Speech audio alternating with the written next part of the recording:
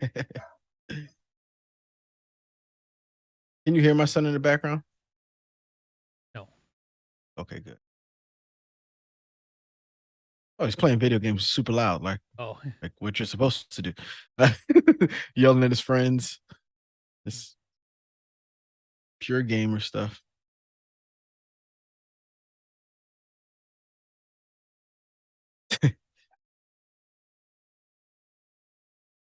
Julian, close your door. are pulling. This is what day is today? December 26th, Yes. 2023. Week The day after 16. Christmas. Day after Christmas. Ho, ho, ho. Week 16 wrap up. Week 17 preview of the one and only touchdowns. TDs and Tangies with TDs and Harland Tangy. and Derek. I'm Derek. Yes. And I'm Harlan. Oh man, I hate to just jump to the meeting, the jump to the end so fast and spoilers. I looked at the point total and how our game matchups You on laughed our at me. pick'ems. You laughed at me for and our picking the pick'ems Jets and the Patriots. about pick'ems. You have definitely closed the gap, Hell and yeah, it I have. is. I didn't want to get to there, whereas I was like, oh, how bad did I do? Oh, I did that bad. Okay. But Oh, right. you know who scored the more points. I do know who It's the scored same more thing happens. points. Same thing that happens every week. This last week, the Chicago Bears hosted the Arizona Cardinals, and the Bears jumped out fast and furious. They scored on 3 of their first 4 possessions. The first possession, they had to punt, and there were some questionable things that happened offensively. The very first passing play of the game sent DJ Moore over the middle where he got his ankle rolled up on by a safety or a linebacker or something, which then left him hobbled for the rest of the game.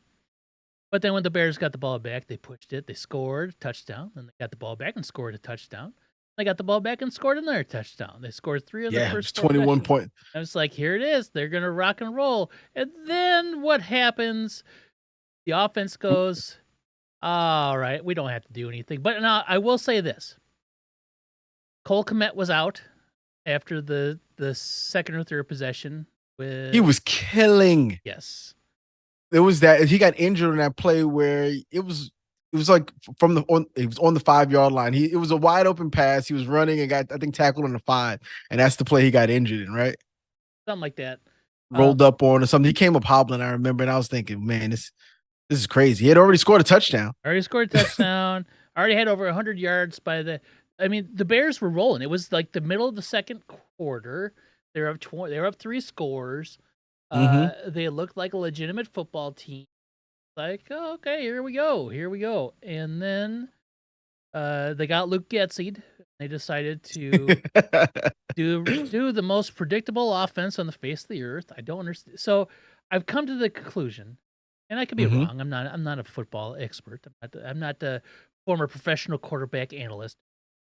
But Luke Getsy has a playbook, and he's very good at calling the first, like planning out the first 3 or 4 possessions of the game. But once you have to start adjusting to the flow of the game and what the defense shows you, he doesn't know what to do. Now, I had the luxury of not getting to watch the game because, one, I was in the car. But even if I wasn't in the car, I mentioned this last week, where sometimes in southeast Wisconsin, even though we're only 80 miles outside of Chicago, they will not show the Bears game here to spite us, and the Cowboys game was available for us to watch. So I wouldn't have been able to watch it. But I am sure that all of Chicago Bears Nation in the southeast Wisconsin and Chicagoland area heard the screams off of I-94. The F-bombs that were just flying out of my car. Well, I had to drop off the kids and I had to go get stuff this Christmas Eve. I'm like, I got to run to Target and pick up this order and stuff. Allowed you to vent out with those F-bombs. 3rd and 1. Here we are in the fourth quarter. Being the fourth quarter, we can just, all we got to do is convert this, and then we'll move the sticks, get in our set downs. We can kill some more clock. 3rd and 1.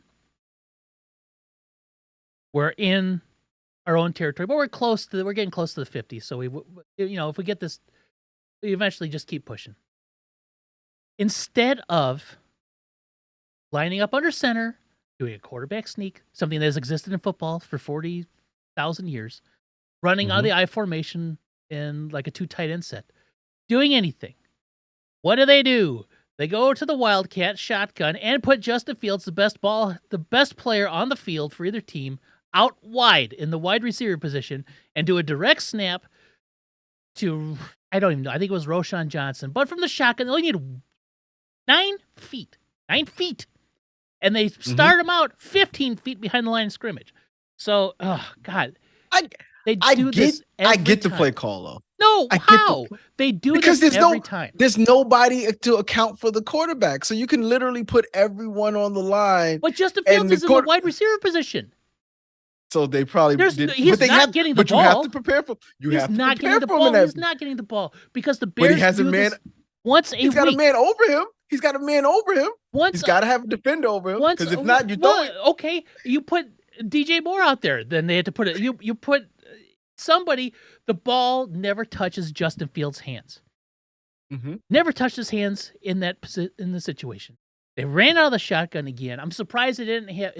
The reason they did that is because Cole Kmet was hurt, wasn't in there, so they couldn't put him in motion to sneak under center to try to do a quarterback sneak with the man who isn't a quarterback. I don't know what the Bears do. They do this every time we need a yard. We're gonna do the cutest thing ever. I hate that. We're gonna do a Statue of Liberty play. Nobody does. Bugs Bunny does a Statue of Liberty play in a 1950s cartoon. The Bears will figure out a way to do it. That is what happens. They do it every week. I hate Luke Getsy. I don't hate many people on earth. I hate Mark Trestman. He was a previous Bears coach, and I hate Luke Getsy. I don't hate many people, but the list is pretty large. It's real.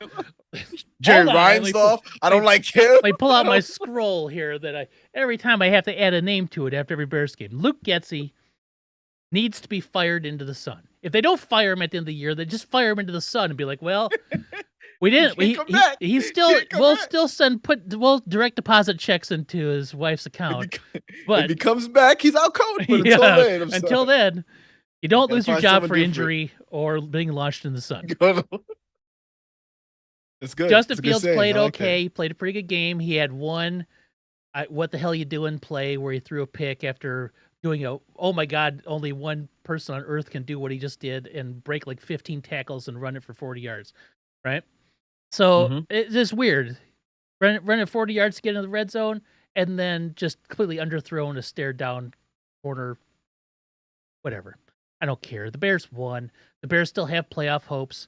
And other than Luke Getsy, the defense played well. I mean, they played lights out in the first half. Yeah. I was watching the game going, Jesus Christ, this defense, they literally all over the place. They get to the quarterback. They don't let a lot of things get over their heads. At least the linebackers do. They were all over the place. Now, I don't know if the Cardinals have the players to make them pay where they're deficient, if they are, but that defense looked really good. Yep. Really good. Yeah. Until it didn't. And when it didn't start looking good, I thought Arizona was going to come back.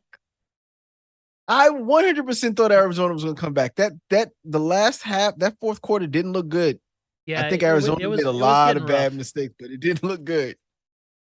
But on the plus side, they didn't let them back. The Bears are at 6-9, which is a double up of their win total from last year. Which, you got to be grateful for. If we would have been from week one, like pre-week one, I would have said. And I think I told you off, and I even retweeted my tweet that I had from like September 1st. The Bears are a 6-10 win team. And because football's weird and balls bounce crazy and you never know how your one-score game will turn out. I think the Giants are a testament to that last year, the Vikings last year. I mean, they just happen, right? Like weird things happen, and they seem to happen in bunches to certain teams. The Bears could have won 10 games this year. And they're still in a situation where you look, they should have be at 9 wins right now, but they're not. So 6 wins is better than it was last year, and we move on. Yeah. Keep on going. There's still 2 games left. 8 wins is an insane leap from the previous year where they were the worst team. I'm kind of forced to watch the team. Not mad, not bad. I've been watching the team.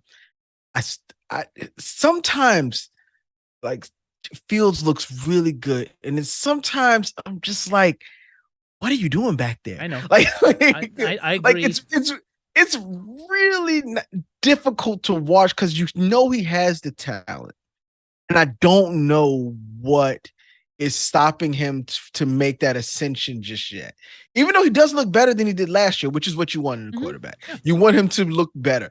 But there's some times where I just don't know what he was doing, and I don't know if it's play calling and coaching holding him back or himself. I can't quite tell. There's column A and column B associated with it. Because he's got the talent. You can clearly see the talent. Even his rookie year, he was fearless out there. He would throw to where he probably shouldn't throw, but then he would throw to places and you're just like, whoa, and then they wouldn't catch it, right?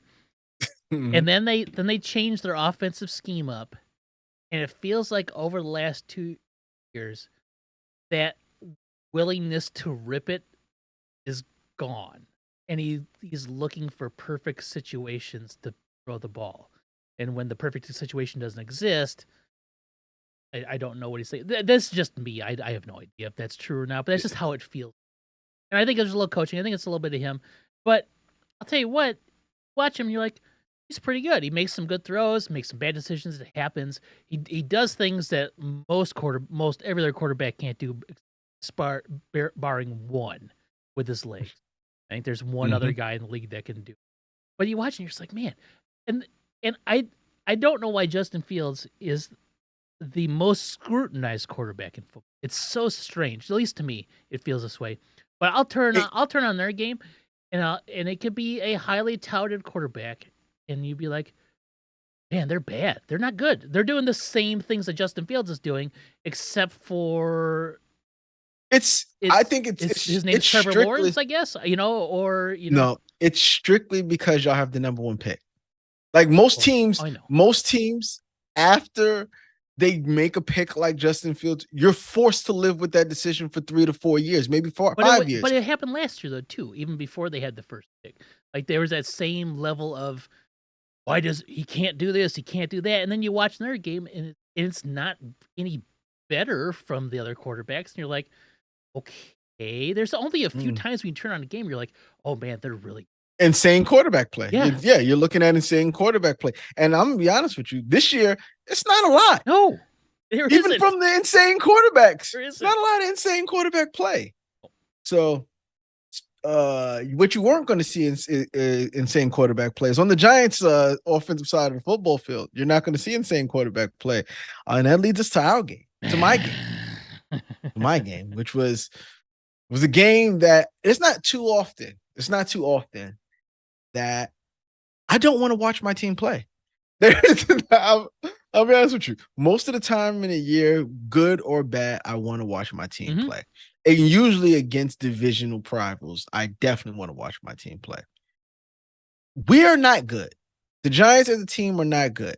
I had a friend tell me the Giants have no direction and no hope. No talent and no direction. And I had to say, I think we lack talent. I think we have direction. I think what Joe Shane is doing and what Brian Dable is doing is building. They're building something, right? I can see the direction. I can't see it in the talent acquisition, but I can see it. This Giants team, I think the fact that they haven't given up, they're 5-10. Everyone on that team has to know this wasn't the year. They started off bad. They started off slow. They have to know this wasn't our year. But they haven't given up. I have given up. I don't even play. But I did not want to watch this game because I assumed the Giants were going to get completely run over by an Eagles team that needs this game.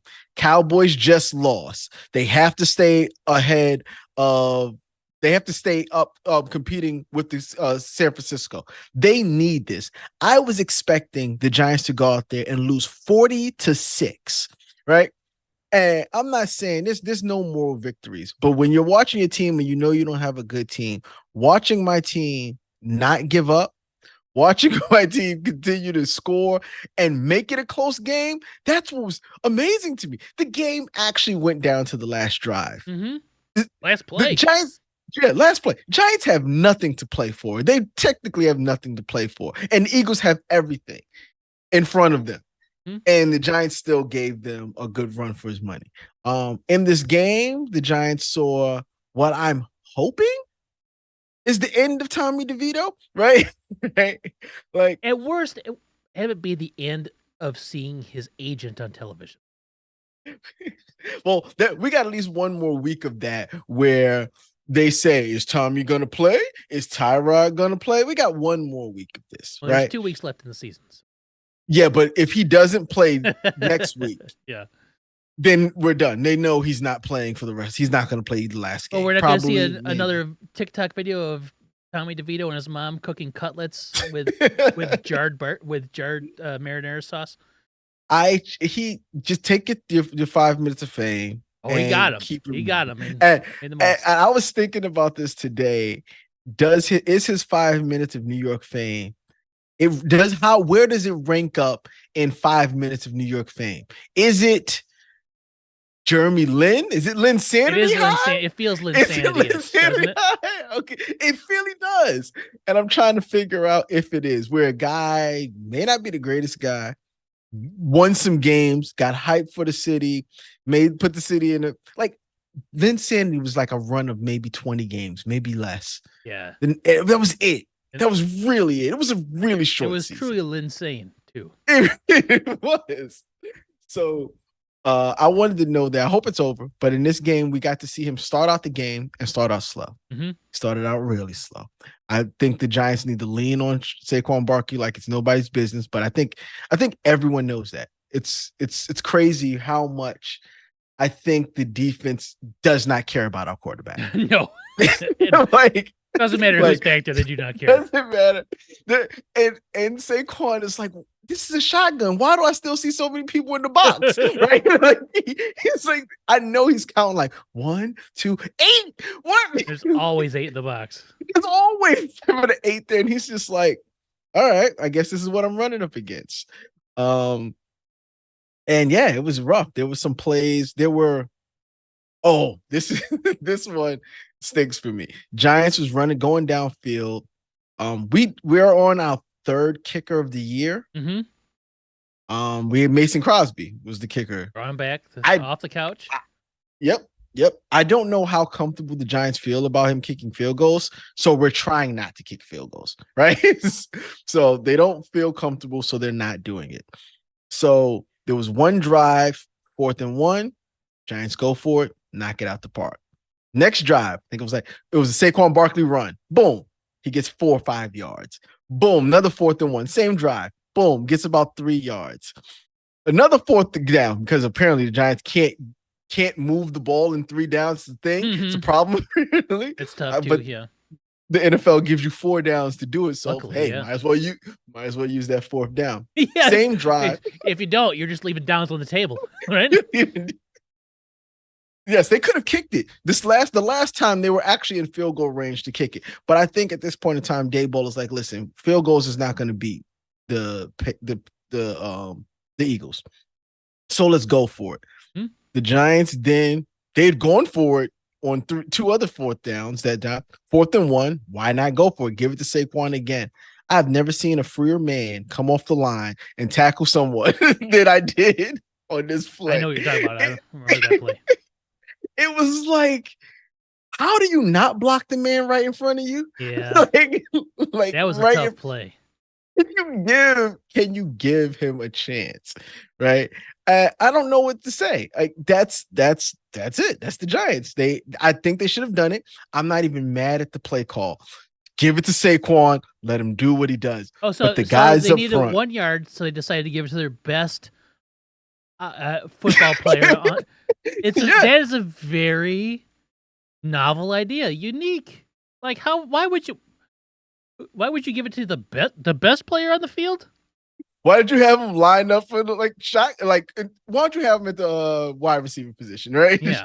I didn't know you could do that. I thought, like you said, there's 4 downs. So the NFL gives you 4 downs. I thought the NFL wouldn't allow the best player to touch the ball in To short touch the yardage ball situations. Yeah, I understand them not giving it to not doing a sneak. Sometimes the sneak distance is literally when it's 1 yard. I think on TV we don't realize how far that no, 1 yard I get that. is. But So I get it. Like 4th and inches, sneak it. Got you. Every single time. If you're not sneaking it, what are you doing? 4th and 1, a long one, maybe you give the ball to the running back and give it to him. But guy comes off the D-line, unblocked, tackle Saquon, 5-yard loss. We lose that down. Defense played okay, not great. Jalen Hurts actually did not play a good game. He has been having some off games the last couple of weeks. Special teams got a turnover to start the half, which kind of got us back in the game, got us a touchdown. So we was able to get back in the game. We also scored another touchdown later on that drop I believe we scored a touchdown because we went for a 2-point conversion. Yeah, we actually did not have a bad second half. Tyrod Taylor came in, and that pass that he threw to Slayton yes, on the bomb was a beautiful throw. Now, you said Jalen Hurts didn't have a very good game. And on paper, though, he threw for 300, a touchdown, threw a pick, also ran for 34 and a touchdown. So he did okay. I think he did okay. He set the record for most rushing touchdowns by a quarterback, too. Yeah, it was by a certain age or something like that, or first 5 seasons or something. I don't know. I just like watching him play. I didn't feel like it was like he was absolutely killing us, but he was. Obviously, he was. Obviously, I'm looking at it. Putting up numbers, but like AJ Brown, Devonta Smith. I mean, no one over 100. I think that's probably where it's at. He had 300 yards, but threw the ball around, so it didn't feel like anyone was getting killed. AJ Brown had 11 targets for 6 receptions. That's not great. They ran the ball really well too. Yes. Swift did run the ball well. There was was there turnovers for the Giants in that game? I'm trying to remember. They threw a pick. Tyrod threw one. Well, was it the interception at the end zone in the at the it was at the very last play of the game. Yeah, that's only turnover. Yeah, that was his only one. But besides that, like I said, I was happy for the team. I think that the pass interference was missed, not in the end zone, but the play before that. Don't know if that would have helped. Would have made it a better game. But like I said, I'm happy. Team didn't look like suckers. We're not gonna go there and just get beat up. And this was in Philly. That's what actually gives me hope, possibly for the game in New York. Yeah, in 2 weeks. And it wasn't a terrible game. It wasn't. Was it a terrible game? Like I said, I didn't want to watch the game, and I found myself having to tell my family, "Calm down, be quiet." Giants play. the first it was half, Christmas Day. The first half was rough. Yes, and I was like, I don't know rough. if I can watch the second half. Exactly. But I stuck with it, and when the Tyrod came out, I was like, okay, I can get with this. Let's see what happens. And then he threw that bomb to Slayton. I was like, okay, the Giants are gonna make this a game. And they did. It just came down to the last play. I'm like, well, they need this, and they need a 2-point conversion. And he just, everybody was bunched up on one half of the end zone. And he just threw it into a mess. I mean, what are you gonna do? I'm surprised he didn't get sacked because he almost got sacked on that play. He had to scramble out the pocket. It was good. He missed a pass to Waller that would have been. Waller was wide open, and he just threw it behind him because he was scrambling to his left. And Waller would have been wide open, but it was just one of those games, man. Like I didn't want to watch it, but I watched it and I'm happy. The team, I don't know. The end of the year talk is going to be crazy because I don't see what we do with a lot of people. This one's a tough year because, and I see what my friend was saying, no direction, but I think those guys, no matter who's back there, they'll have us ready for the game. And that's what I mean about not having a direction. I think from the coaching standpoint, whoever is on that field will come ready to play and will play hard. I think the talent gap is the problem. The talent gap is the problem. The talent gap. So we're young in some really important positions, especially on the offense. Yeah. Right. So we're young at wide receiver all throughout there. Our best wide receivers are Wan'Dale Robinson and Slayton is a good one, but what's the other one? The one we just drafted. Jalen Hyatt, who can't get on the field. Yeah. Right. Waller's still banged up. So those are our best wide receivers. Very young rookie, and really another rookie who got injured last year. On defense, we're nice up front. We've got some good talent up front. We've got some good talent at linebackers, and our DBs are young as well, getting better. Now the problem is it's those skill positions. It's the quarterback, running back, offensive line. It still comes down to those three positions. The trench aspect is up front on both sides of the ball is where you got to be. And we're good. We got Dexter Lawrence on defense. We got Kayvon Thibodeau out there on defense. Bobby O'Carey. We've got some people on defense where I'm happy with. I am not happy with the front five guys. It's tough. Like, well, what? Who's your left tackle? Andrew Thomas. Andrew Thomas. He's solid. A nice piece, but he's solid been hurt to all great. Year, right? He's been hurt, and he's still, you can clearly see he's not the same. He still doesn't give up a lot of sacks. He's still technically really sound. He's just, you can tell he's either lost a step due to injury, or not lost a step, but he's not playing at 100%. Right? Not playing at 100%. Or not playing at NFL 100%, right? Like, so I don't think anybody's ever 100% in the NFL. True. But he's not playing. There's still a chance with Evan Neal, but I don't know, man. It's rough. He hasn't played. He's out. Oh, he's been out? He's done for the rest of the season. Oh, well, that's a blessing in disguise. He hasn't played, but not for him. No. because they're going to be like, this was your second year to show us that you were better, and what you have on tape isn't showing. We're going to have a top 5 pick in this year's draft. There's a Are we drafting really your replacement? Good offensive lineman tackles. Are we drafting your replacement? Are we moving you to guard? Where are we going to go? It's unfortunate for him that this is injuries doing it for him, but he doesn't have enough good tape for them to sit there, for him to say, this is my position. He's a good athlete. He's a real strong athlete. Maybe he's just not an NFL tackle. Maybe he is an NFL guard. Maybe he does have to be bumped inside. I mean, that's what happened with the Bears. Jenkins, they drafted him. He was a tackle at Oklahoma State. They tried him at tackle his rookie year and just wasn't good. Yeah. And then when Ryan Poles took over last year at GM, he wanted to push him into the inside, Tevin Jenkins to the inside, and Tevin Jenkins was reluctant. So they said, "All right, then you sit, right? You're just not on. You're on the team, but you're not playing." And then finally, there's all this like, are they trading him? They didn't know what was going on for him. It's only his second year, right? Like, we don't know what's going on with this kid. They moved him inside. Now he's literally one of the highest graded guards in football, in the top 10, like consistently for the last 2 years. And maybe it'll click for him, but it hasn't clicked. Yeah. It's too much responsibility on that outside for him. It seems like too many things that he's having to watch for, too many things that he's just not quite getting. I don't play the position. I don't know it, but I just know what I'm looking at is a man who I can't trust him on every down. And if I can't trust him, I don't know how his quarterback can trust him. You can't diagnose the problem, but you know there's a problem, right? Like, if I see when the sacks keep coming from that side, or when everyone can sit there and see that if you do simple stunts, or like on that play where Saquon got tackled because someone just did not block somebody. Like, that's either communication issues or not knowing what to do in that situation. Like, he's right in front of you, right? Why get the guy behind him on a 4th and 1 play? Yeah, I never understand that. I get. I mean, that's so. It's levels. Somebody's got that, man. There's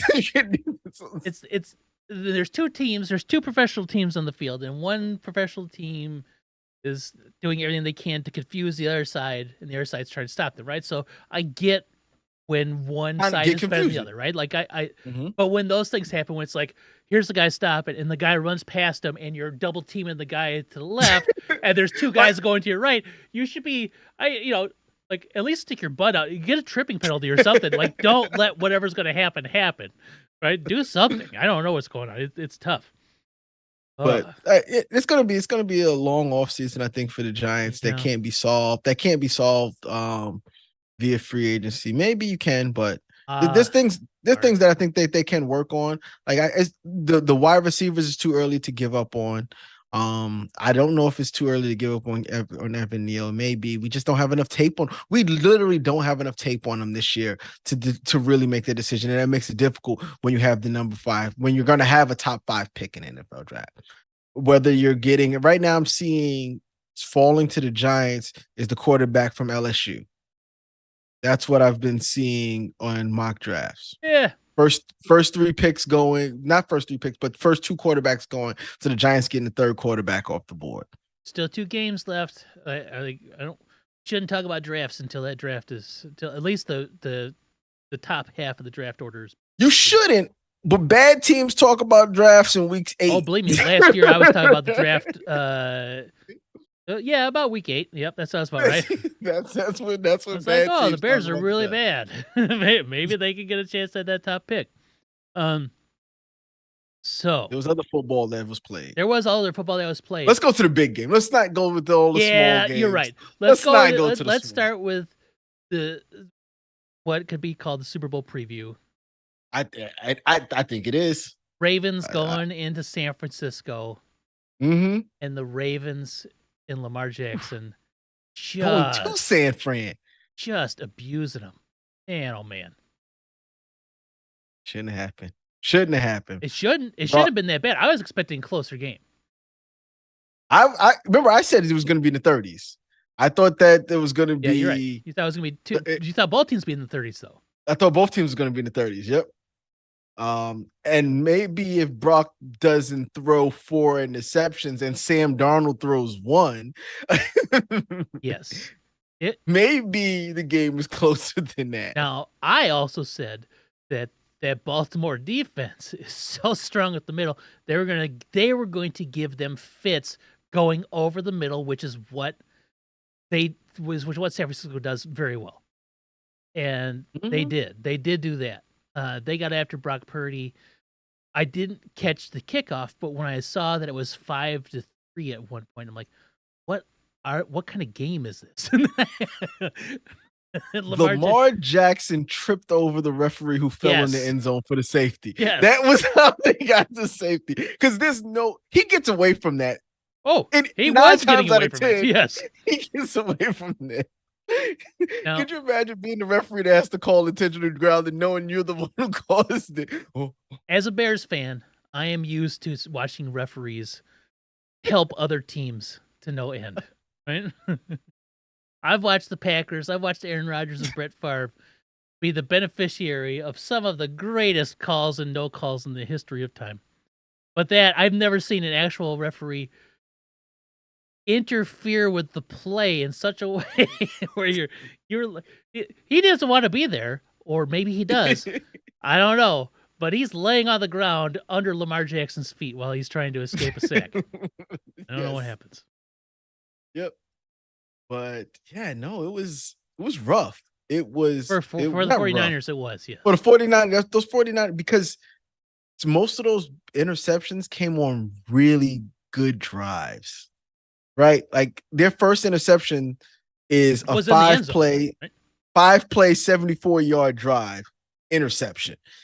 Kyle Hamilton is a fantastic safety, second-year safety. Mm-hmm. They got him. I couldn't believe when he fell in the draft to the Ravens, and he fell because he wasn't the fastest guy on the field. It's like there's just people that know how to play football, and the difference between being a 4.6 and a 4.3 at the safety position, I can't imagine. Is that if you know how to get to the ball, you know how to from get side to sideline, really? You're fast. Yeah. Kyle Hamilton was great out there, and he ended up getting hurt. I hope he's okay. That Ravens defense is good. They're probably the best defense in football, without a doubt. The Ravens offense was really good. They could be. The Ravens offense is strong. They could be the best offense in football too. They likely look good. Yeah. Even without Mark Andrews, likely fills in nicely. Mm-hmm. Zay Flowers is still my favorite rookie wide receiver. And he missed 8 passes on the day. Lamar did? He missed 8. Yeah, and 4 of them was to Zay Flowers. 4 of them was targets to Zay Flowers because he was just trying to find that man anywhere he can in the backfield, 3 yards deep, long, wherever he can find them. Got He himself a tried to find touchdown them. out there. They just look good. OBJ is out there making catches. You forget it until you hear his name on a first down play where you forget he's on the field sometimes. Even Rashad Bateman's out there making catches. And you're just Nelson Aguilar had a touchdown. Yes, yes, he did. He had a few nice plays where his name got called, and you're like, Aguilar, really? Still, they are really good, and they're on they're like third running back of the season too. With Gus Edwards out there, they just touchdown on a really good, strong. Give the ball to the running back on 4th down. It just like probably from under center. Wasn't a shotgun snap. Wasn't nothing. Yeah, well, it's not a shotgun. Just give the ball to the running back and let him run the ball. Lamar Jackson has gotten so good at the quarterback. I don't know, just even over the last 2 or 3 years, you see him. He never takes his eyes off a downfield, even when he's being chased. Not anymore. Nope. Never. He's always, and he's gone from being a great playmaker, where like, okay, if my throws aren't here, I can run, to being a great hybrid quarterback, to just being a great quarterback. The guy he's got really good pocket awareness, knows the pocket and can escape, and he's just so good. It can escape. He knows when he has to pull it down, and like you said, his eyes are always upfield, downfield now. So it just makes him more dangerous. Yep. Very dangerous. Because if he sees he got some running lane, he's gonna run. And even like the other day, he's gonna turn what looks like a 10-yard run and go, oh, wait a minute, let me just cut this way. And now it's a 30-yard run. Right? That's the level of runner that he is. He's better than anyone else playing the quarterback position. He's a better runner than they are. And he's a really good thrower. I was trying to think of today, and I've always been a big Lamar fan. Mm-hmm. And I think before last season, I called him like a top, right? Like, and which makes him a top 1 or 2 quarterback, right? I think it might. Mm-hmm. And out of every position, if you think of all the best at every position, is there a best at their position better than Lamar is at quarterback right now? Because I think he's the best quarterback in football. Right now? Yes, right now. Because right now, I don't think there's a better quarterback at that position. I don't think it's a better quarterback, but I mean, is there a better player at that position? Player at their position. At running back, at offensive tackle, at whatever. Christian McCaffrey's playing a different game than everyone else. He's really good at his position. Yes, he is. 21 touchdowns. Okay, that's great. He's like, because we're saying that he's so good at his position that he's 1 and 2 is really not even in the same vicinity as him. That's how I feel about Christian McCaffrey. I don't feel the same way about Lamar. Right. I don't think there's a 2 that's close to Lamar Jackson right now this season. Like Brock Purdy would have been that guy, like statistically wise, like wins, like number accumulations and wins, yes.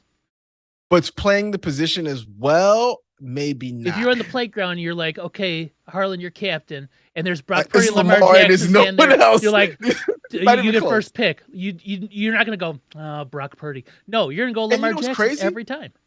It was crazy. They'd probably pick other people you'd pick over Brock Purdy. You just know when you're going to pick them. Yeah, like Brock Purdy is not. Your number 2 could be questionable. Your number 1 is not. No. Right? But like I said, I think the distance between Christian McCaffrey and the next best wide receiver, the best running back, it's really far. I can't, off the top of my head, the guys playing in Miami, Raheem Mostert is playing good. Your boy in with the Rams Kyron is going crazy. I lost the volume. I can't hear you. What? Oh no, I can't hear you. There you go. You're there back. You're back. Great. So Kyron Williams having a great season, but he's not Christian McCaffrey. Not Christian McCaffrey. Raheem Mostert is having a great season. He's got like 20 touchdowns too. Yeah, that's what I'm saying. So yeah, but he's not Christian McCaffrey. He's not. He's not Christian McCaffrey. God, how? All right, we're talking about this, right? How can? Well, this explains a lot. The Panthers have 2 wins on the season. They had DJ Moore and Christian McCaffrey last year. like this is they're not at the same time. They're not yes, they're not far removed from having them.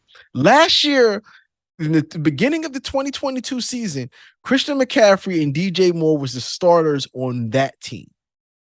Yes, they were. That is the number 1 running back in the league. And I really need to see where I know he's not number 1, but he's got to be up there with DJ Moore. I'm looking at it. He's down there. He's got 1,100 yards and seven TDs. Like, this is why the Panthers are bad, right? Yeah. They had Christian McCaffrey locked up. They'd signed him. They'd already done the month. No, they had no reason to trade him. He was spent. They traded him to get picks to give to you. Basically. I had to look it up because I was trying to think. I'm like, what did the 49ers give up? Because the 49ers gave up a ton to move up from 12-3 in 2021 to get Trey Lance, remember? Trey Lance. So I'm like, they didn't have like firsts to give up. This is what they gave up for Christian McCaffrey, who is top 2 player in football, right? Lamar and Christian McCaffrey are there as the 1 and 2 best, 1A and 1B. MVP 1, MVP 2. Those are the 2 top candidates. They gave up a second, a third, and a 4th last year, plus a 4th this year. That's it. To me, that doesn't seem like it's a lot, right? You would think that for what Christian McCaffrey produces, you would have to at least get a first out of it, right? Like, you'd think you'd have to at least get a first. He was coming off of an injury, I think, but that was probably his only injury. Everyone thinks, for some reason, he's got this connotation of he's injury prone, but he's not. Yeah. I think he had a bad year. One extended period of being yes. Yeah. But I think people have that notion that he's injury prone and he's not. But I just seeing him not on the Panthers is not weird, because I'm glad for him, because he was never going to go anywhere. But that's why they're bad, and that's why the Panthers are going to be bad, because it made no sense then, and the DJ Moore trade made absolutely no sense. Yeah. To move up to where they moved up to, maybe, but move up to the first. They got 100% fleeced in that moving up to first, right? Like, yes, and almost the point where, as my team is the beneficiary of the trade, I almost feel like when it happened, I was like, oh, like you feel guilty almost, right? And how much better would Bryce Young be this year if he had one weapon as an outlet, whether it's Christian McCaffrey or DJ Moore? One of those people to get open and to catch footballs and to alleviate some of the pressure that the kid's under constantly. His best weapon is Adam Thielen. Adam Thielen is the number 1 wide receiver on the Carolina Panthers. That's what he has to work with. Yes, it is. That's it. Well, no, let's talk about the Panthers and Packers, because the Panthers gave the Packers a run for their money. They did. And Bryce Young had his best game of his young rookie career, 312 yards, 2 touchdowns, no picks. Nice game. Yes. Was a little mobile in the backfield. Great. His number 1 receiver was DJ Chark. 98 yards and 2 touchdowns. That's his best game of the season. Yes. And those 2 touchdowns, that's really... But Adam Thielen had 6 receptions for 94. He was right behind him. Yeah. He was right behind him. So, Adam Thielen's like 35 years old. Yeah. DJ Chark has 461 yards on the season. 98 of them came this last week. And they gave him a good chunk of money to be like, whoa, this is who we're going to replace DJ Moore with. DJ Chark, they spent money on Miles Sanders in the offseason. Not great money, not big money. That doesn't even play. He had 3 carries for 3 yards. Yeah. This is terrible. He's not good. And Miles Sanders was a dude that was 4 yards carry average his entire career coming into this. 4 or 5 yards a carry. Yeah. with the Eagles. Yep, that's why I thought it was good. Apparently, anyone could play in that behind them because I did not think DJ Swift. I didn't think Swift was that great. He was good. Lions didn't think it either. Yeah, he was good. Lions had him for like 4 years and would never play him. It's like, well, we'll give you the ball sometimes. Yeah, I don't know. But Carolina gave the Packers a run for the money. Packers won. But Bryce Young finally had a game where he looked like a worthy recipient of the number one pick. You see that potential there. I think he's going to be good. I think he can be. I think he's in a terrible position. And I don't know if he'll ever be good with the Panthers. And I think what's going to happen is the same thing that's happening to Justin Fields right now. They're going to get to year 3 and they're like, why isn't he throwing 5,000 yards this season? Why isn't he doing this? Why isn't he doing that? They're not going to give him the 5th-year option, and he's going to get Baker Mayfield. He's going to get Justin Fields and Baker Mayfield. He's going to end up going somewhere, and hopefully find a forever home somewhere else. But it's just not going to be Carolina. I worry that ownership has shown that they won't keep coaches long enough. Yeah, he's already going to be on a new coach. Yep. New probably offense. This is second year in the league. 2 head coaches, 2 offensive schemes, 2 years. That's 2 years. He's going to get Justin Fields in it. He's going to get Baker. Yeah. It's the same thing to him at the Baker Mayfield too. Baker Mayfield had like 5 OCs in his first 4 years or something like that. It's going to happen to him. But so let's say they get a coach this year, right? Mm-hmm. And they still don't have talent. No. And no way of getting talent. Not in the draft. They don't have picks. Nope. They don't have picks. So no way of really getting talent. So you can almost assume they're not going to be good again next year. That's just an assumption. I don't know what the future lies. You never know. It's just anything you can never happen. know. It's a crazy sport. But looking at what talent that they're going to bring back and what little options they have in the draft, it's hard to see a world where they make a huge jump to now being competitors in their own division, which is a weaker division anyway. But so that means your first year coach is going to have a bad year. That means Bryce Young may not look good again because of the talent around him. Now you're going to go into year 3 with Bryce, year 2 with the new quarterback, new coach. They obviously don't show them the coach to give him enough time. He could be out of a coach. Let's say they give that coach 2 years and they don't do well. Bryce Young will be 4 years into his deal with 3 coaches. That's not good. And I was the type of person that I thought Bryce Young was the consensus number 1 pick. Me too. I know he was small. I don't look at that stature as a big part of it. But I thought he had the skills, and I thought he should be number 1. I think he still does. Yeah, he's got those skills. CJ Stroud is showing us that he adapted to the NFL faster than what Bryce Young has done. And his weapons are good. To the NFL faster than 99.5% of rookie quarterbacks do. Like there's something about him that it made it click. I think Bryce Young is got all the tools. It'll take some time. It'll take some time, just like anybody else. Like I'm gonna be real honest. Pretty Horseman, I think he's still getting adjusted. He had a good stretch last year. I think it's you know how I feel about I know how too. you feel, but I don't think he's been that good. I think he's fundamentally sound. I don't think he plays a good game of football when he's out there. Ooh. But I think he's good at making throws. I think he can do those things. I don't think he can run an offense yet, but that's just me. I'm not a whoever. Yeah, not an expert. And he turns over the ball a lot. Because I don't think because like you said, I don't think he knows what the right play is to make in that situation. Like, you know what I mean? Like, he just doesn't seem like he does the right thing. Mm-hmm. And he's got talent. Got tons of talent. He's got talent. And hair. It's just, he's got a lot of hair. Yes. I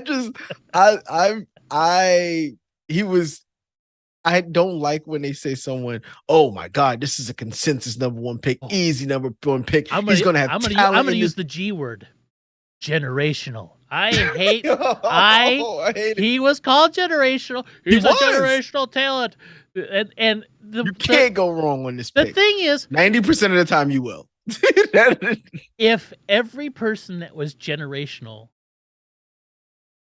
everybody that was declared generational was generational, we would go through so many generations. It would be so insane. Like generational means like once every what, like 10, 15 years, 10, 15. 20 years maybe. Yep. That's like a generation. We're talking like every 3 years there's generational turnover. Like yes. I don't know. I see. I don't know the last number one pick that it was like, okay, he deserved to be number one pick, or I'm seeing it and going, oh wow, this guy is amazing. Like, especially at the quarterback I think position. Andrew Luck it's was just the so last tough. I was gonna say Andrew Luck. I liked Andrew Luck, man. See, I still like him. I mean, it was a shame. I still do too. And because I think as a rookie, he went like 11-5 as his rookie year, and they went to the playoffs. And like that doesn't ever happen either. But he was good, and then like he got football fast too. Yeah. So one of those people that just like, oh okay, yeah, oh I see, yeah, I get it. He gets it, yeah. And like even the guys that end up being generational, like Peyton Manning, were terrible their rookie year.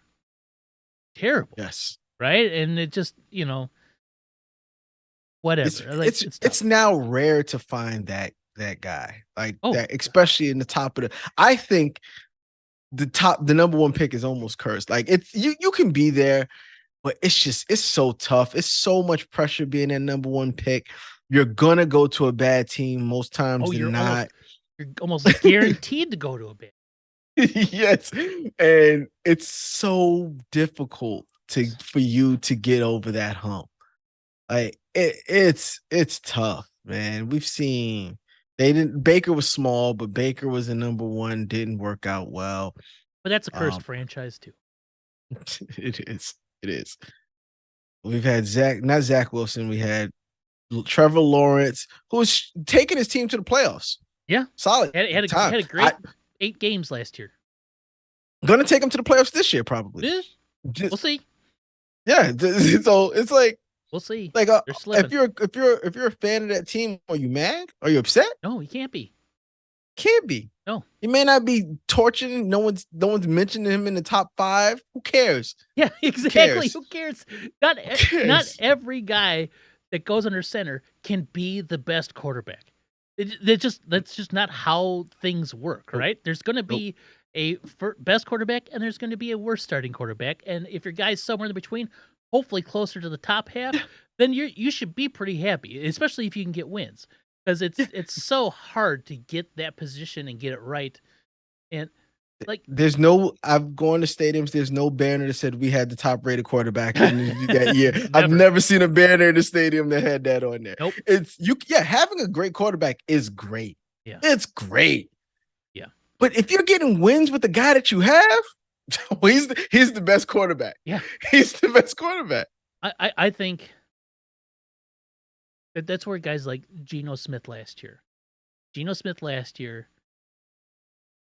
found a spot and it clicked for him for a year. And that might be it. That might be all of his career is like a 1 or 2 year click. And it's like, and that's better than most. That's better than most get. And like, you can't, there's no way you can be mad at it. You can't be mad at it. He might be disappointed that his career isn't more than it is. But let's say you're a Seahawks fan. You have 2 years of really good quarterback play. Good. You're just like, hot damn. Like, you can't be mad at that because you have a good team. And that's the problem, I think, with fans. And we're fans. Mm-hmm. We're fans. And we're part of this group as well, because that's all we are, fans. Didn't play, whatever. You look at other teams and say, why can't we have that? Instead of enjoying what you currently have and trying to figure out how to make it work with what you currently have. And that, I remember when the Giants signed Eli, when they had Eli Manning and we was in college, and people be like, Eli sucks. And I'm going, this is the guy we got. Yep. I have to root for this. Yeah, you have to ride or die with your 25 I have to ride or die with this. This is what we're going to do. We make this work, right? Because no, you can't always think that the grass is greener on the other side. Just, it may not be. Most of the time it's not, unless you're the Green Bay Packers. Well, I got thoughts for them. I will trade all those same 18 years Eli. Was it 18 years or 14 years? 16, 17 whatever years. It was. Yeah. All 2004. All those years of consecutive starts. 500 football, and 2 Super Bowl victories for anything else that my team did over that stretch, which was nothing. Yes. I'll take it every time. And I'll also say this. If Eli Manning's last name wasn't Manning, he's not a Hall of Famer. But he's going to be a Hall of Famer. He should be in the Hall of very, very good. He's not a Hall to me, but I get it. And you're going to have that argument. The only reason why I think if he doesn't win that second Super Bowl and he doesn't have the game that he has in that second Super Bowl, we're not having this. It's just that to put someone who's got 2 Super Bowl rings, not put someone who's got 2 Super Bowl rings and 2 Super Bowl MVPs is difficult for me. And yes, I understand it should be a career thing. Yeah. But even in his career, he wasn't a horrible player. No, I just think there's not a lot of players. He was a very good player. I think that is what gets him into the Hall of Fame. The Manning helps. It does help. God, yeah, it does.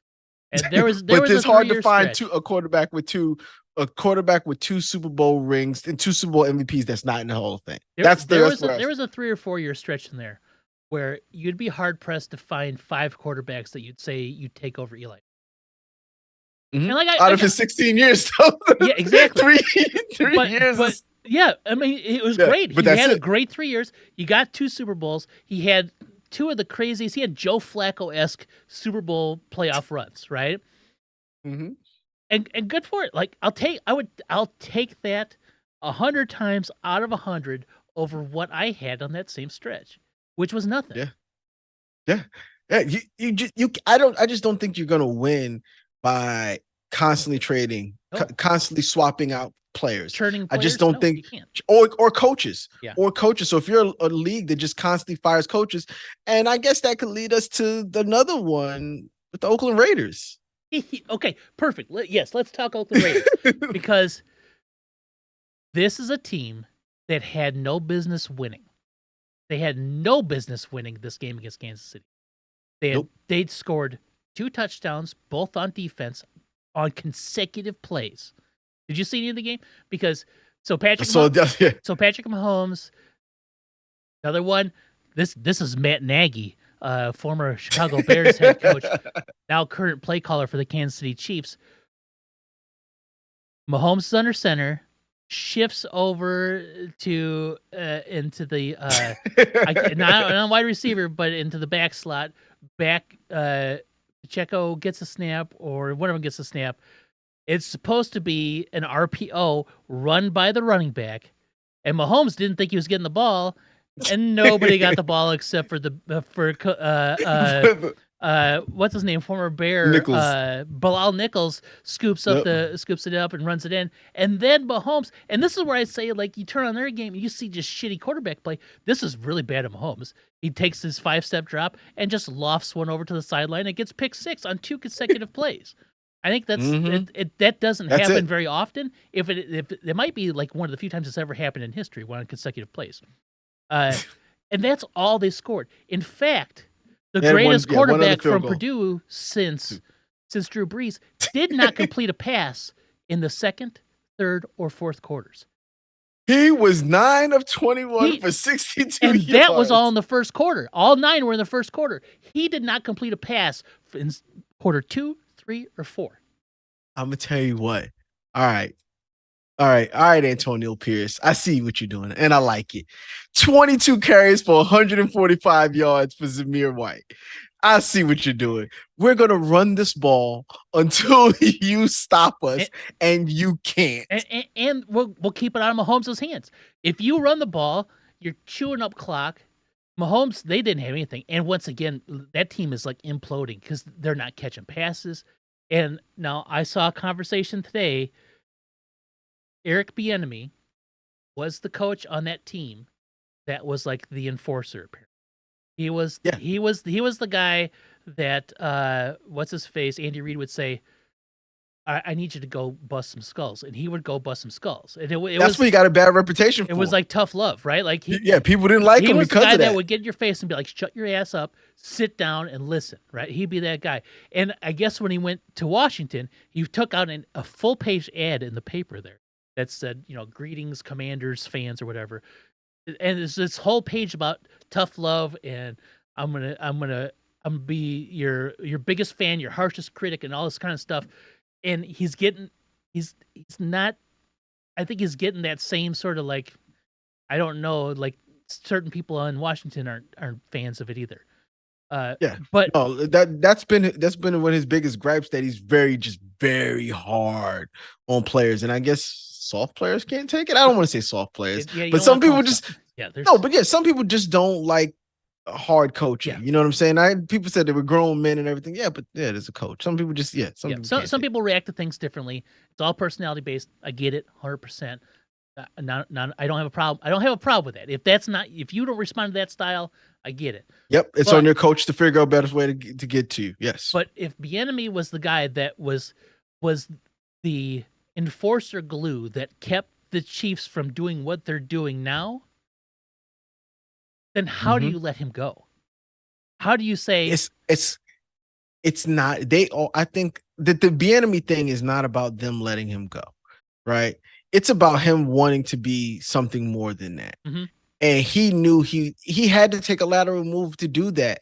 And if he could have been their head coach, he would have loved to have been their head coach. He'd probably still be in Kansas City. Well, but he knew Andy Reid there, yeah. Of course, then he knows that. So they could have.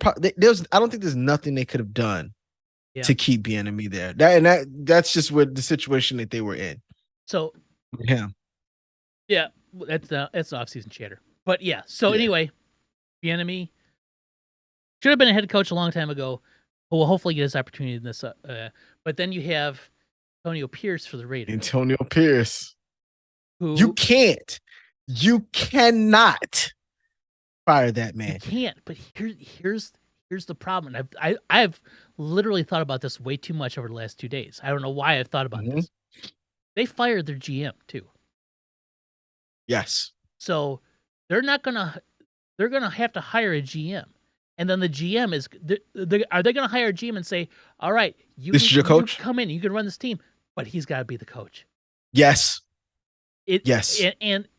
But there are people that won't turn it down, right? Like, because there's only 32 positions, but you're probably going to disqualify a few of them. A few highly. Not if this is, to me, this is how you do it. Yes, this is the coach we're going with. You're coming here knowing this is the coach you're going with. But you are the general manager. If next year you don't think this is the position that we need to go in, or you don't like where we're going, you will have your ability to get rid of that coach next year. If you're the Raiders and you're trying to get something going, there's no way you can get rid of Antonio Pierce. You can't get rid of him, and you can't. And that's my only thing. Like, I agree 100%. What's his face that they had 2 years ago? I can't remember what his name is. That was the special teams coach. That was interim coach. That got them to the playoffs. He should he should have had the job instead of Josh McDaniels. They had the same GM, so the GM should have been like, "All right, let's do this." Like, we saw results. You did what we did what we needed to do. Let's get you the staff that you want, because you're still running with the old staff. Like, I don't know if this is staff you want. Let's build up what you want, and they didn't do that. Now with Antonio Pierce, the whole front office is gone though, and it's going to make it tough. It's not impossible. It will. But if isn't the head coach for the Raiders next year, that's why. That's 100% why it'll happen, because it becomes the argument for like that I hear with Justin Fields. So I'm like, oh well, Justin Fields isn't Ryan Poles' pick. Like, what difference does it make? It should be, if you got a guy, you roll with the guy, right? Like, so same situation here. I agree, but you're going to immediately disqualify yourself from certain GMs who want to be able to come in and make the team the way they want to make the team. Already you're hamstringing a GM from doing what they want, right? I don't think I'm hamstringing him. I think I'm telling him this is the situation you're coming into, right? We got a coach, but you just can't fire him now, right? I'm not saying that you won't get that opportunity to get it there. We're just saying this is what we're going with. This is the guy we got. Yep. And I don't see why that should disqualify. And I understand. And I don't think it disqualifies, but I think it's going to make people go, yeah, that's not what I want. And this is the thing I don't understand. Like, and maybe it's because I've never been in a job where I get to handpick my team. Right? Every team I go to, I have to learn how to work within that team setting. I have to work with the dynamics that I've given. I have to work with the people that are there, and we have to figure out a way to work. I've never been in a situation where, and I don't know if I'm the type of person that's going to come into a situation and I am the boss and try to lay everyone off. Yeah, I'm going to try to figure out how to make it work. And I understand, though, the general manager and the head coach is a close relationship. So you would want to have people that you automatically know that you get along with. Yeah. Instead of having to try to make it work, it would be nice to not have to and know that this already works. But like I said, I've never been in a situation where I didn't have to do that. So to me, it's not a big deal. How often, though, I mean, it doesn't happen often, where a guy that wants so badly to be a coach, he played for the Raiders, he grew up a Raiders fan. He wants to be the Raiders head coach. He wants that job so badly, and he has done nothing but prove that But to earn he it, should have that position, right? The previous guy couldn't do it. The previous guy had no business even trying, right? He comes in, and he's salvaging a season that shouldn't have been salvageable. that should have been salvageable. Shouldn't have been salvageable. It should have been. I called McDaniels the Titanic captain of Titanic captains, the Titanic of Titanic captains, right? Like it's like the worst possible at it, right? Like he just sinks it whenever he can, right? But yeah, so like kudos to him. The Kansas City had zero anything going. They couldn't get anything going. Raiders couldn't get anything going, but they couldn't score. They could not score. The Raiders made them look stupid in Kansas City, and that's the kind of thing. Raiders got good defense. That's the kind of thing that makes me smile. I like Kansas City to lose. I don't have anything against them, but why? I don't have anything against them. But when like there's just something about like knocking teams down a peg, right? Like every time that something like this happens, they're like, this is the first time Mahomes has had 2 3-and-outs to start a game 4 consecutive. Like, yes, finally, like mortality. It's not that I don't like amazing. Like I love watching that dude play and do stuff, but when it happens, you're just like, okay, he's not an alien. like not all good things. It's like you and the Patriots watching the Patriots lose, right? Makes you smile. Makes me smile. Me, the occasional like reality check for teams that are just always good, like makes me smile. I'm sure you enjoyed when Michael Jordan retired, and there were 2 years where the Bulls. I talked to my brother the other day, who's a Bulls fan, and I talked about how bad the Bulls were. It was great. Yeah, it was great. Exactly. Right. Like I love watching. I have nothing against Kansas City, but I do enjoy them stumbling just a little bit. Like I have nothing against the Eagles. I have nothing against the 49ers really. But when they stumble, it's like nice. Okay. You get a taste to figure out, because you gotta understand, Patrick Mahomes doesn't really know what it is like to be. Oh, exactly. Not good, not great. He's never had NFL adversity. This is his first season of NFL adversity. That's what I'm saying. 2 weeks ago, he was complaining to the opposing quarterback at midfield after the game. Can you believe these calls? Like, shut up, man. It's after the game he's complaining. He's complaining to anybody that will listen to him. It's not that adverse. The team is still in the lead. The team still has a legitimate chance. 2 games above the next guy. Yes. This is adversity for them. They're fine. They're fine. Fine. Their adversity is still being in first place. They're not going to have to play a road playoff game, not in the first round at least. They're not going to get a bye. Oh, no. Shit.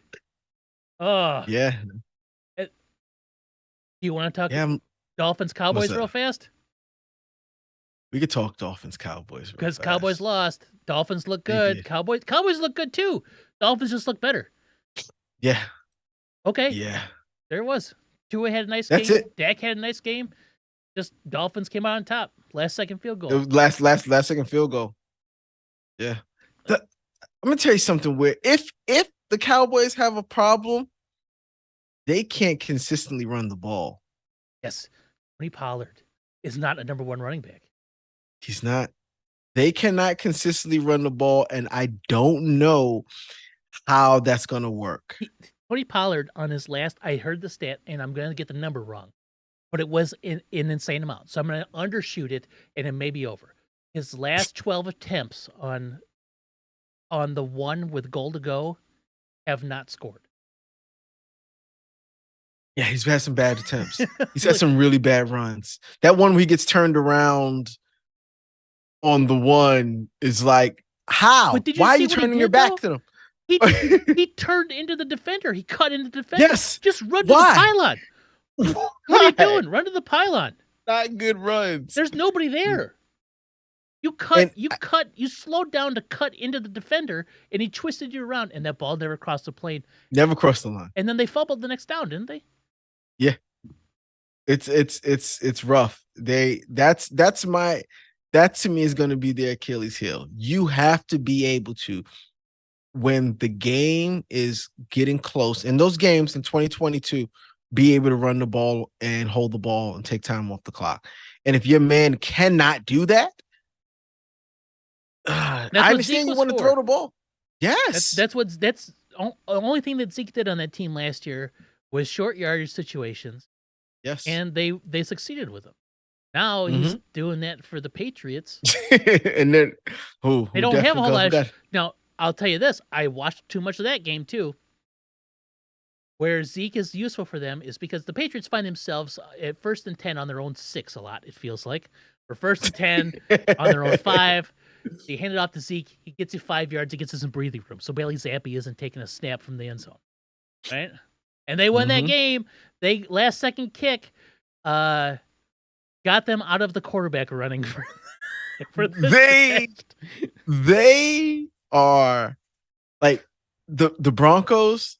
The game shouldn't have been that close. They were killing the Broncos. Yes. Absolutely killing the Broncos. And I turned my head and turned back, and the Broncos were back in the game. Yeah. I said, what happened? You think they got themselves out of the quarterback? They're not going to be, but they're still a top 5 pick. They're not going to be top 2.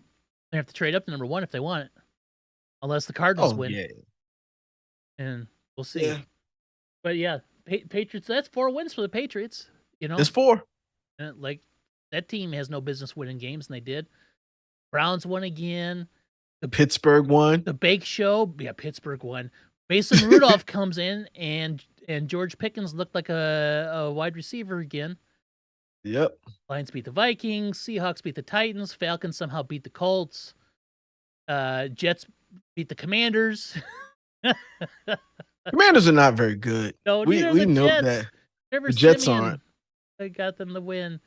Packers sold on to the Panthers. Browns won again. What about this Joe Flacco thing? Joe Flacco. What about this Joe? Let's talk about this Joe Flacco thing. This guy is. He's got some life left in him. He's balling. He looked good. Joe Flacco is one of those quarterbacks that's so funny because, like Eli Manning, but he's never had consecutive years of being good. I don't think he's had like big spikes of production throughout his career, and it always seemed to coincide with contract negotiations. Yes, like that way. Like this is technically a contract. But the man's like 40 years old. Like he doesn't have his career doesn't have legs after this season. Maybe one more year. It'll be like a Nick Foles situation where he's going to get a starter's job somewhere else, and then he's not going to be a starter after week 3. Yeah, he should be. That's where he's at now in his career. He's a season starter just to be benched by the new because free agency always happens before the draft. Some team is going to need him in free agency. Some team's going to sign Flacco. They're going to get him and put out an ill-advised tweet that says QB1 on it.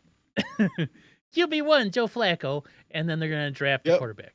But yeah, the dude's hitting the throws. Amari Cooper looks great. What's so funny? This Browns offense has been really pretty bad for the last 2 years. They got what's his name? Tight end. Njoku? Yes, who should be consistently good every week and never has been consistently good because they don't figure out how to use him. And here's Flacco. Flacco just hits him nonstop. The dude's always open. There's no way he's not. He's just suddenly getting open now because Flacco's the quarterback. The dude's always open. Like I don't understand it. Yeah, they surprisingly have a good team. They're making the playoffs. They might even win a playoff game. Yeah, they're there. They're there. Yeah, they are in that playoff picture. once again, I'm only rooting for Pittsburgh to win one more game, Yep. so Mike Tomlin could not have a losing record Yes. again. Yeah, That they is. beat the Steelers. Man, like that was so weird because and these quarterbacks they come in. What's his name? Tom Browning, is that what his name? Or Mm-hmm. whatever for the Bengals had like three Billings. three great games, right? Where like, oh, like he's filling in right where we need him to be, just like Joe Burrow. Like we didn't even miss a beat. Yeah, you did. Like he's not Joe Burrow, right? He's Like he's not. gonna come back to earth. Same thing with Mason Rudolph. So many of them this year. Josh Dobbs, all these your guy Tommy Cutlets, Tommy DeVito. like Yep. all these guys that come in, they're like, oh, there he is, and like 3 games in, and like the 4th game, it's like a Get reality that check. tape on them. Yep. Get that tape on them. When somebody figures them out. And then last one we should talk about is my boy Baker Mayfield and the Bake Show. He's killing. He's killing over there. He's killing over there. I've always liked that dude. I hope that they'll make the playoffs. They'll win that division because it's bad, and probably lose. Yeah. Yeah, no, it's Trevor Lawrence got hurt again, didn't he? He got hurt that Yeah, game. he separated his shoulder or something later, shoulder stinger or something or other. I think it felt like a convenient excuse. Like I was watching the game and you see him like after like a 3 and out and he's just like over the shoulder, like like rubbing the shoulder, like yeah, something's not right, and like oh, we better MRI that. Yeah, it can't really, nothing really shows up, but we feel it's dislocated or whatever. Yeah, he popped it back in. It's sore. He's got a stinger. Things that don't show up. That's what Brock Purdy had, a stinger. Things that just don't show up on anything, and you have to rely upon a convenient excuse. Yeah, you gotta rely. Well, what's wrong? It just doesn't feel right. It hurts. Stinger. Knock it up. Well, Deshaun Watson had that. He said his shoulder didn't feel right for weeks, and they couldn't figure out until they found it was like something torn into something like that. So it happens. Oh, I understand. I'm sure it does. But, that's really it. Well, I don't think we need to talk about anything else. No, we need to talk about what's coming up because this is week 17. We are like in 12 weeks, so in less than 2 weeks from today. So we'll do next week's, and then the week after, we'll have all sorts of firings to talk about, and we'll be previewing the playoffs. It'll be like a 15-hour episode. There'll be so much going on. The firings is always fun. The firings is always fun. My favorite part of the year. It really is. I don't know why it is, but it is. It's like there's like the draft is always up there for me because the Bears are never competitive. So the draft, then maybe the Super Bowl, opening day, and then firing day. Those are like in that order are my favorite parts of this football season. All right, this Thursday, them Flaccos are hosting them Jets. And the Flaccos are 7-point favorites. Thursday game. Gotta go with the Flaccos. Gotta go with the Flaccos. Every time it seems like I get on the bandwagon, we derail shortly after I get on the bandwagon. I was like, in Dobbs we trust. It was your endorsement that did him in. He went from the pastronaut to the astronaut. Oh yeah. So that was Thursday. Then we have a Saturday game this week. It's the Cowboys hosting the Lions. Cowboys are 6.5-point favorites. Lions just locked up their first division title since 1990. 30 years. 3 or 2? Yeah, something like that. 30 years. Oh, man. And the Lions are still playing for that number 1 seed. If they win out and the 49ers lose 1 game, Lions are top seed. Oh, man. They're playing at home. The Cowboys are playing at home. Yeah. Where they don't lose a lot. They haven't lost at all this year. They're really good at so home. You're right. It would not be hyperbole to say they don't lose a lot at home. So I'm going to go with the Cowboys this one around. I'm going Cowboys. Hopefully I give them the kiss of death. They got to get a rebound. They got a bad taste in their mouth after going to Miami and giving up that last second. The clock expired, losing field goal. Oh, I forgot to mention, Tyreek Hill was giving credit to Eric Bieniemy for making him. Right? Like, to me, that goes a long way. I did see it. I don't have to say that at all, but it says it. Giants hosting Los Angeles Rams. Giants are 6-point dogs. Yeah, man, they could be 40-point dogs. Giants. Now, I have a scenario in which the Bears can make the playoffs, and it requires the Giants to win. So I am going the Giants as well. There's only one path. There's lots of things that have to happen for the Bears to make the playoffs, but that's what we got. The Bears are 3-point favorites hosting the Falcons.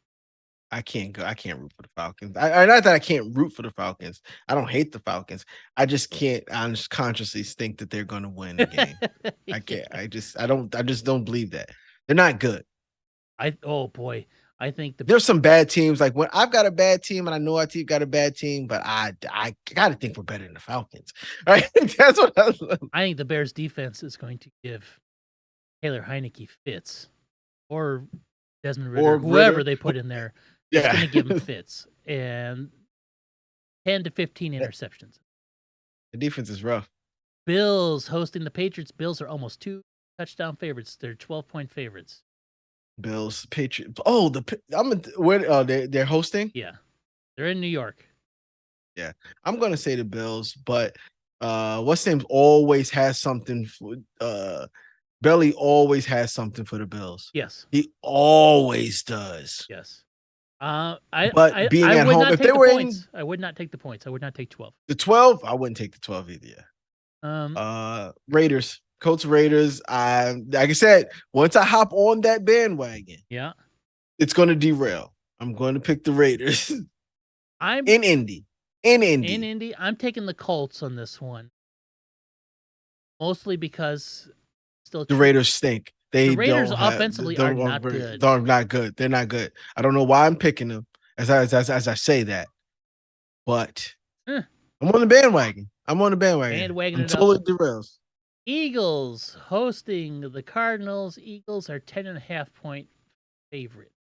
Man, the Eagles must be playing two teams too, because I see they playing the Giants also. Dang it! What did I do? It's the Cardinals that they all playing. Is it?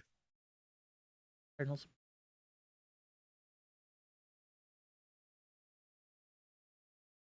I just didn't. Which one?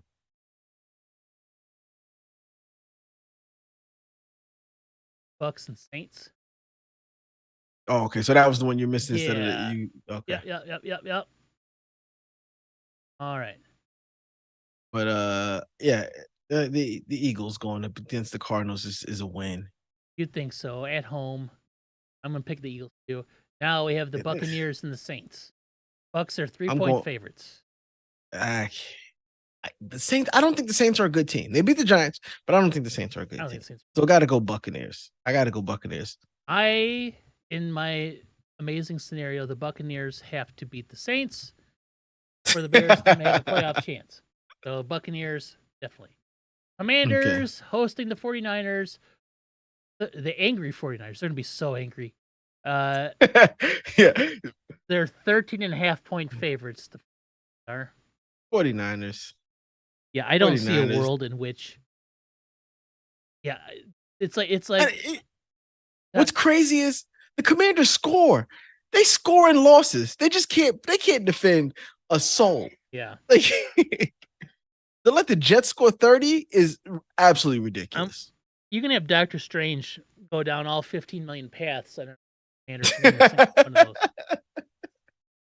Now we have the Jaguars hosting the Panthers. The Jags. Some of these are easy picks. Some of these are fairly easy picks this week. Yeah. The Jaguars, whether either they have, even if they don't have, I don't see the Panthers. Maybe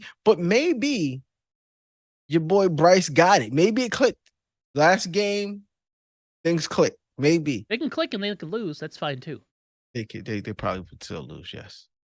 Ravens hosting the Dolphins. Now this is like a noon game, I think, on Sunday, which blows my mind that it's not in the afternoon. It's probably one of the better games. Ravens are favored 3.5 points.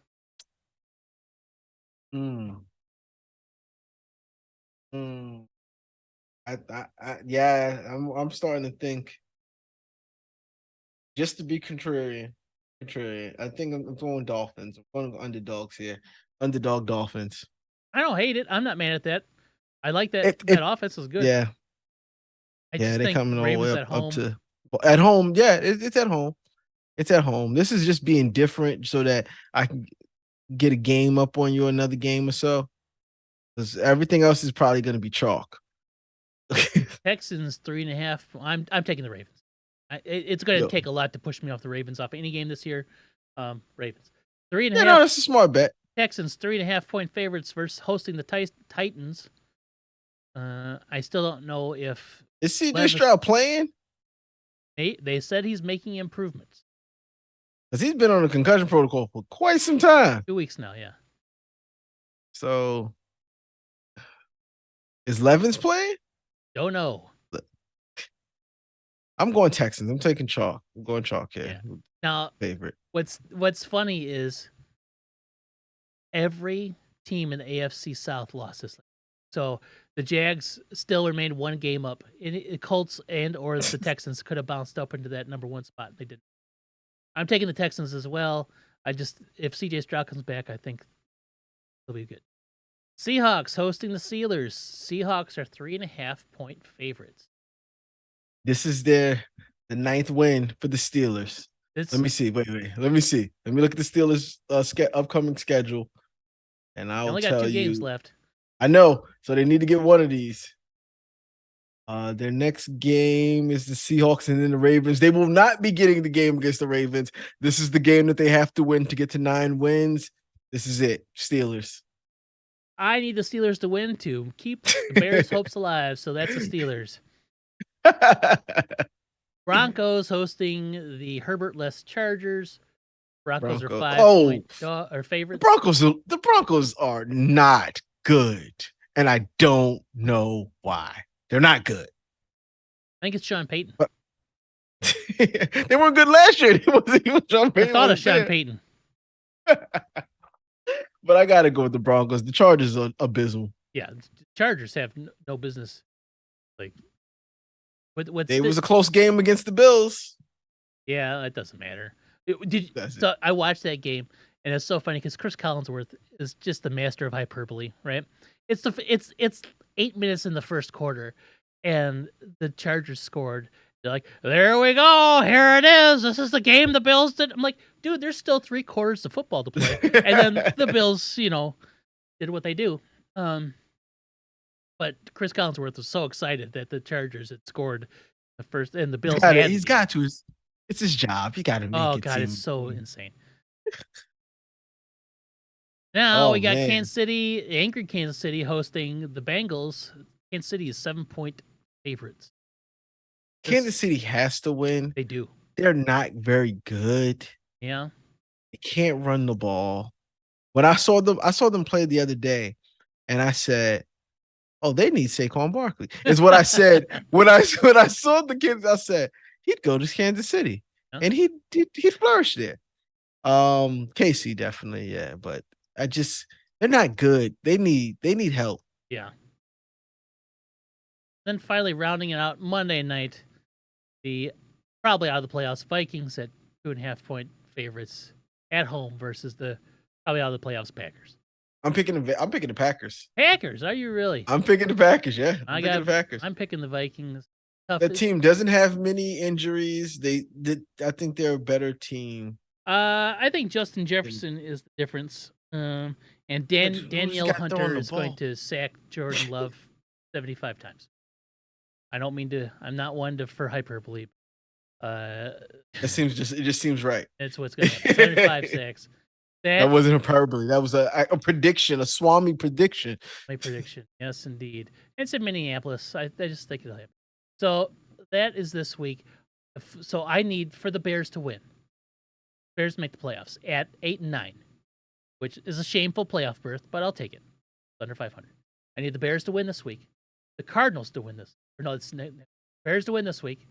The Giants to win this week. The Buccaneers to win this week. The Steelers to win this week. And the Vikings to win. So when you have to rely on 4 people to win, and there's And that you still got next week. and then You it's still still got got another next week. another scenario That next just week. sets it up for next week, where the Bears have to beat the Packers, and then all I need is Oh, the Cardinals. oh no. Oh no. All I need is the Bears to beat the Packers in Lambeau Field, and the which I don't know when the last time that's happened has happened, and then the Cardinals Oh. to beat the Seahawks, and then the 49ers to beat the Rams. That's all I need to have happen. Mm, That's it. that's a rough one. That's a rough one. And I will tell you what, all that other stuff could happen. The Cardinals could beat the Seahawks. The one I would not put my money on. Oh heavens, no! The Bears No. going to I would. Green Bay and beating the Packers. That's what I'm saying. That's why I told you I wanted it to be a win and in situation with the Bears and the Packers. I wanted whoever won that game to make the playoffs. Now I definitely don't want the Packers to make the playoffs. So they need to lose this week coming up. So that way, if they win, they still don't make the playoffs. And then plus I need them to lose to set it up for y'all to still have a chance. Yes. So yeah, that's what I need. The Bears to go to Lambeau. Not asking a lot, just the Bears to win a game in Lambeau Field for the first time in like what feels like 6 decades. Oh man, that'd be fun. It'd be fun. A lot of Packers fans at job, at the work, the office? Oh yeah, they're all Packers fans.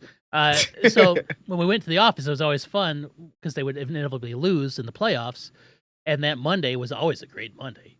So I'm walking in, hey, how's your weekend? How's your weekend?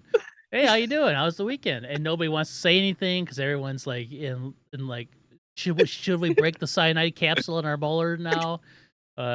Let's wait to hear what Aaron Rodgers says.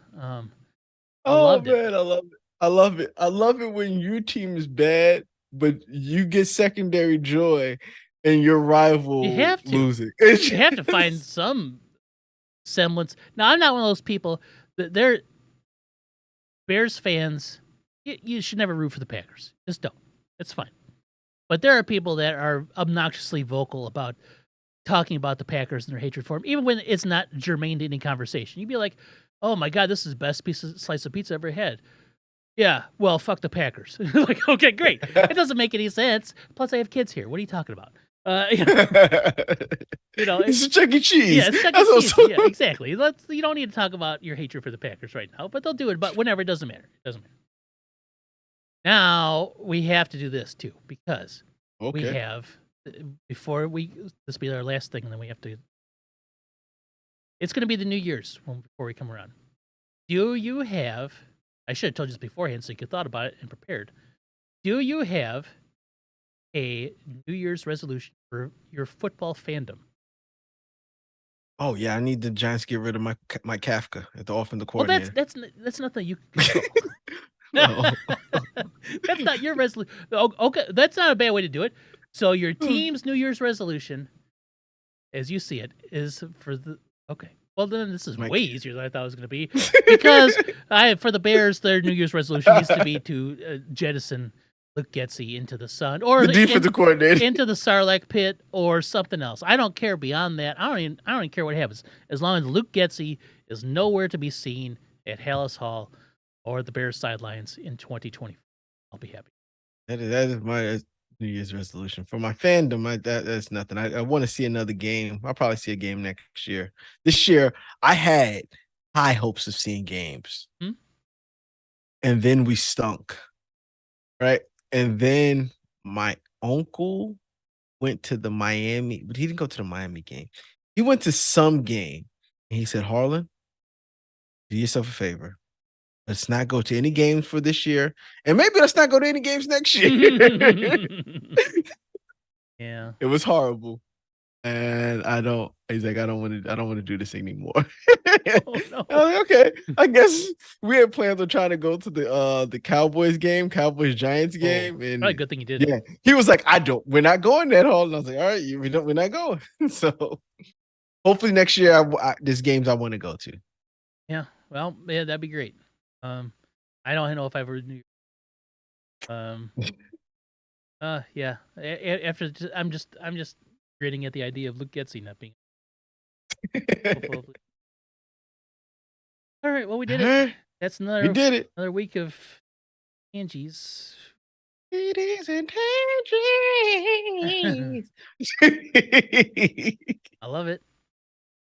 Don't have a sign off, but I guess until next time, I'm Derek. I'm Harlan. Peace.